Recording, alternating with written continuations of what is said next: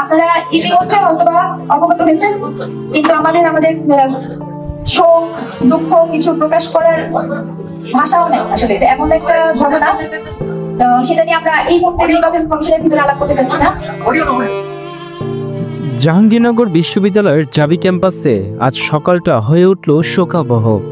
জাকসু নির্বাচনের ভোট গণনার কাজে অংশ নিতে এসে হঠাৎ মৃত্যুর কোলে ঢলে পড়লেন চারুকলা বিভাগের সহকারী অধ্যাপক জান্নাতুল ফেরদাউস মৌমিতা। তিনি প্রীতিলতা হলে পোলিং অফিসার হিসেবে দায়িত্ব পালন করছিলেন। সকাল 7:30টার দিকে সিনেট ভবনে ভোট গণনার কক্ষে প্রবেশের আগে হঠাৎ মাটিতে লুটিয়ে পড়েন মৌমিতা। দ্রুত তাকে এনাম মেডিকেল কলেজ হাসপাতালে নেওয়া হলে চিকিৎসক তাকে মৃত ঘোষণা করেন। চারুকলা বিভাগের সভাপতি সহযোগী অধ্যাপক শামীম রেজা জানান, গতকাল ভোট গ্রহণ শেষে তিনি বাসায় ফিরে যান। আজ সকালে গণনার কাজে ফের আসেন।